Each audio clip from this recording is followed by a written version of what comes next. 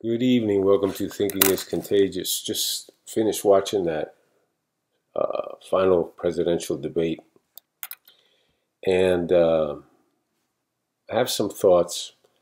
Uh, First of all, I thought that Kristen Welker, the questions were formulated to allow Biden to be on the offensive and made it easier for him to be attacking. I think the questions were geared towards putting Trump on the defensive. So I think the questions were very severely tilted to help the narrative of Biden, help him through, not have him on the defensive. Having said this, I think that Welker was probably the best moderator that I have seen in that situation. I mean, she had an agenda, no doubt, but I think she pulled it off and made it palatable. Having said this, here's my thoughts from my gut. Trump let me down, and I think that a lot of it was, I think he took for granted he wasn't as prepared as I would have liked him to have been. There was a lot of openings that I found myself answering things. You know, he when Biden said that the laptop was a lie and it was a Russian hoax and they were using Giuliani and Trump, the Russians, that 50 intelligence people had signed off saying that they felt that it was a typical Russian type of undertaking.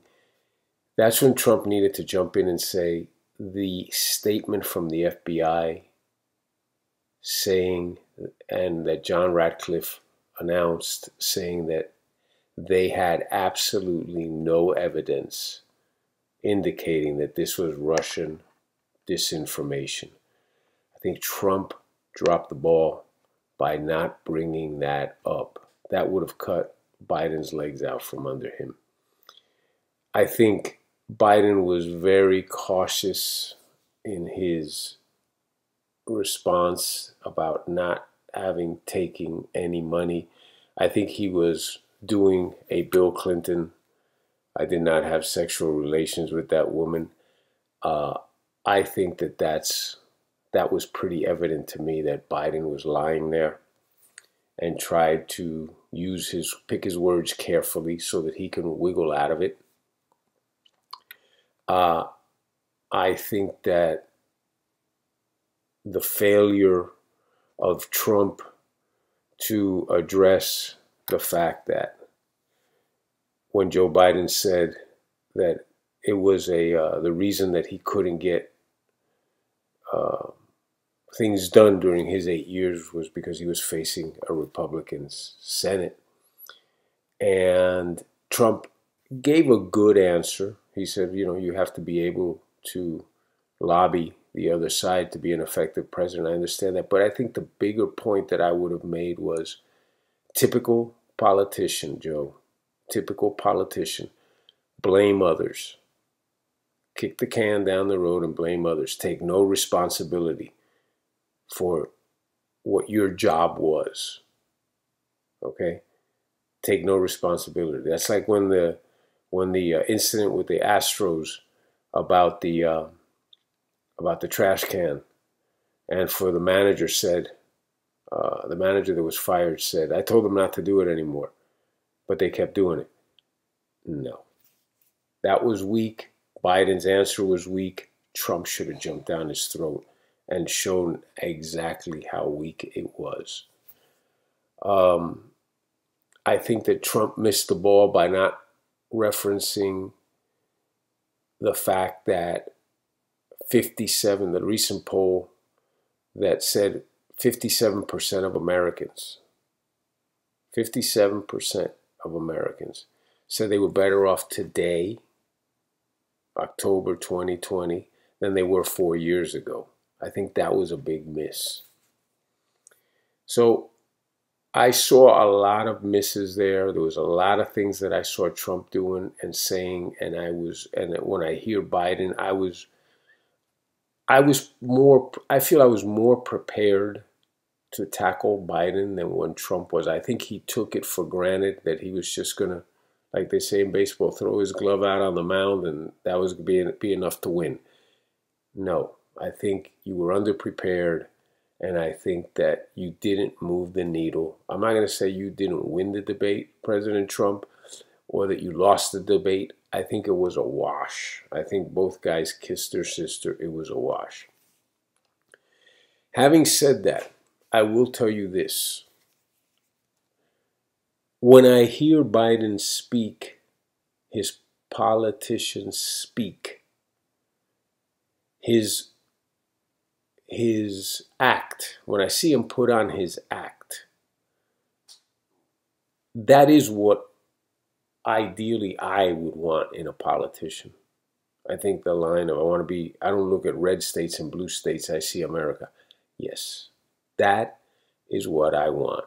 And to me, that is an impressive statement. But it's an impressive statement coming from someone who is not a 47-year politician whose history indicates that that is not true. So in ways, I was moved by the statement, but I have to interject the reality of who's delivering this statement. What he said about character, what he said about wanting to run the country for all Americans, that's the PC company line. Get both sides liking you line. But his 47-year history indicates nothing similar to that. So that, in a way, is something that has to be tackled and overcome when you analyze the debate. Realize who's speaking. Trump, on the other hand, says what is on his mind. And that's why when I boil down the debate itself and the analysis and the bottom line of who was the more real person, who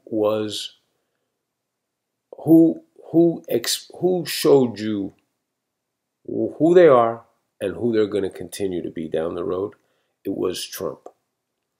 And like I said, I wish he would have jumped on some of the things that he missed on. I think that based on what I've just gone over, the analysis of who each person really, truly is, I think Trump won the debate. Even though I said I wasn't going to say that, I do think he won the debate.